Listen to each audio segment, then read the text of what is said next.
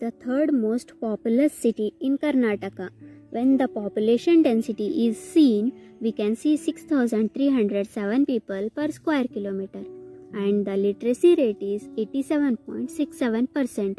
In total population of the city, 73% are Hindu, 22% are Muslim, 2% Christian, 1% Jain, and other religion people are found in the city. In total population of Mysore city, 19% people are in below poverty line and 9% people live in slums. Kannada is the official language here, which is used by 60% of the people. There are total 65 wards in Mysore city, in which Dhan has covered 45 wards. As part of DPS1 study, the ward Ashokpuram is selected, in which total 2,695 households are there. Here, the major occupation for poor is maid work, sanitation work, labor work, and some women do their own livelihood like basket weaving, tailor, making bamboo handicrafts. And most of the men are dependent on construction work, vegetable selling, and auto driving. Now let us look into the 60 days journey in Ashokpuram, where 7 groups were promoted in the given period.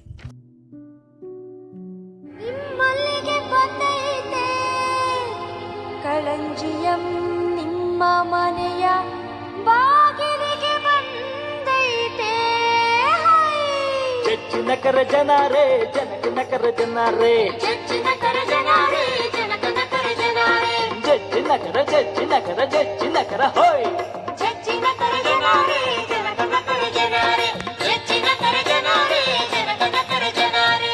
ಒಂದು ಮಾತು ಹೇಳುತ್ತೀವಿ ಕಿವಿಗೊಟ್ಟು ಕೇಳಿರಿ, ಒಂದು ಮಾತು ಹೇಳುತ್ತೀವಿ ಕಿವಿಗೊಟ್ಟು ಕೇಳಿರಿ. ಕಳಂಜಿಯಂ ಸೇವಾ ಸಂಸ್ಥೆ ಇಲ್ಲೇ ಇದೆ ನೋಡಿರಿ, ಕಳಂಜಿಯಂ ಸೇವಾ ಸಂಸ್ಥೆ ಇಲ್ಲೇ ಇದೆ ನೋಡಿರಿ. ಕಳಂಜಿಯಂ ಎಂದರೆ ಕಣಜ ಎಂದು ತಿಳಿಯಿರಿ, ಉಳಿತಾಯ ಮಾಡಿ ನೀವು ಕಣಜವನ್ನು ತುಂಬಿರಿ.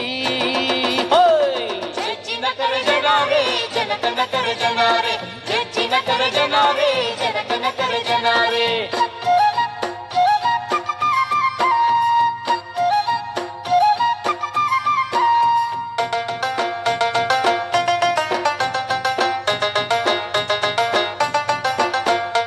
ಗ್ರಾಮೀಣ ಮಹಿಳೆಯರ ಸ್ವಾವಲಂಬನೆ ಬೆಳೆಸುವುದು, ಗ್ರಾಮೀಣ ಮಹಿಳೆಯರ ಸ್ವಾವಲಂಬನೆ ಬೆಳೆಸುವುದು, ಮಹಿಳೆಯರ ಸಮಸ್ಯೆಗಳಿಗೆ ಉತ್ತರವ ಹುಡುಕುವುದು, ಮಹಿಳೆಯರ ಸಮಸ್ಯೆಗಳಿಗೆ ಉತ್ತರವ ಹುಡುಕುವುದು, ಬಡತನ ಅಳಿಸಲು ಆದಾಯವನ್ನು ಹೆಚ್ಚಿಸಲು ಇವೆಲ್ಲ ಕಳಂಜಿಯಂ ಉದ್ದೇಶ ತಿಳಿಯಿರಿ.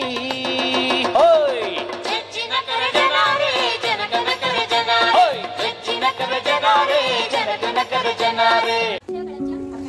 ಸ್ವಸಹಾಯ ಗುಂಪಿನ ಸದಸ್ಯರು ನಾವು ಯಾವಾಗಲೂ ನಮ್ಮ ಸಭೆಯನ್ನು ಪರಸ್ಪರ ಮುಖಾಮುಖಿಯಾಗಿ ಶ್ರೀರಾಮ ಗುಂಪಿನ ಸದಸ್ಯರು ನಾವು ಯಾವಾಗಲೂ ನಮ್ಮ ಸಭೆಯನ್ನು ಇರುತ್ತೇವೆ.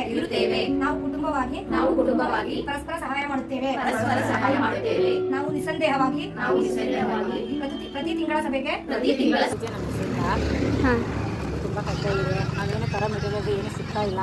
ವ್ಯಾಪಾರ ಆದರೆ ಒಂದು ದಿವಸ ಆಗುತ್ತೆ, ಒಂದು ದಿವಸ ವ್ಯಾಪಾರ ಆಗಲ್ಲ. ಒಂದು ಕೆ ಜಿ 180 170 ಹಂಗೆ ತರ್ತಾ ಇದ್ವಿ, ಆದರೆ ಆಗುತ್ತೆ ವ್ಯಾಪಾರ, ಇಲ್ಲಾದರೆ ಇಲ್ಲ. ಒಂದು ದಿವಸ ಅಂದರೆ ಬೆಳಿಗ್ಗೆ ಕೂತ್ಕೊಂಡ್ರೆ ಸಂಜೆ 7 ಗಂಟೆ 8 ಗಂಟೆವರೆಗೆ ಕೂತು ಮಾಡ್ತಾನೆ ಇರ್ತೀವಿ, ಕೆಲಸ ಮಾಡ್ತಾನೆ ಇರ್ತೀವಿ. ಅದೆಲ್ಲ ಏನು ಉಪಯೋಗಲ್ಲ. ಮಕ್ಕಳಿಗೆ ನಮ್ಮದು ಊಟ ಖರ್ಚಿಗೆ ಇಷ್ಟ ಆಗ್ಬೋದು, ಏನು ಸಿಗೋದು ದಿವಸಗಳು ಆಗ್ತಾಯಿಲ್ಲ, ಒಂದು ದಿವಸ ಆಗ್ತದೆ ವ್ಯಾಪಾರ, ನಮಗೆ ಏನು ಸಿಗೋದಿಲ್ಲ. ಚಿಕ್ಕ ಚಿಕ್ಕ ಮಕ್ಕಳಿಗೆ ನಮಗೂ ಏನು ಇಲ್ಲ.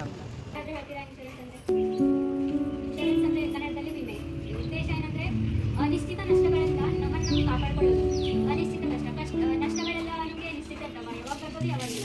ಎಲ್ಲ ನಮ್ಗಳದ್ದು ವರ್ಷಕ್ಕೊಂದ್ಸಲ ನಾವು ಕಟ್ತೀವಿ, ಮತ್ತೆ ಏನು ಬರೋದು ಅದೆಲ್ಲ ಬರೋದಿಲ್ಲ. ಈ ಥರ ಬಟ್ ಈ ಉದ್ದೇಶ ಏನಂದ್ರೆ ಇವಾಗ ಒಬ್ರು ಕಟ್ತೀರಾ, ಮತ್ತೊಬ್ಬರಿಗೆ ಏನಾದರೂ ಆದರೆ ಅವ್ರಿಗೆ ಹೋಗುತ್ತೆ, ನಿಮ್ಗಾದ್ರೆ ನಿಮಗೂ ಬರುತ್ತೆ. ಇದು ಉದ್ದೇಶ ಇದೆ. ಆ ಥರ ನೀವು ವರ್ಷಕ್ಕೊಂದ್ಸಲ ಕಟ್ತೀರಾ, ನಿಮ್ದೇನಿಲ್ಲ ಆ ಥರ ಅನ್ಕೊಳ್ಬಾರ್ದು ಇದೆ. ಮತ್ತೆ ಇದರಲ್ಲಿ ಇದರಂದ್ರೆ mutual health insurance, mutual life insurance. Mutual life insurance ಯಾರಾದ್ರೂ ಮಾಡ್ತಾರೆ? ಪ್ರತಿಯೊಂದು ಉಪಯೋಗ ಇದ್ದೇ ಇದೆ ಮೇಡಮ್. ಇದರಲ್ಲಿ ಯಾವುದೋ ಉಪಯೋಗ ಇಲ್ಲ ಅನ್ನಂಗೆ ಇಲ್ಲ.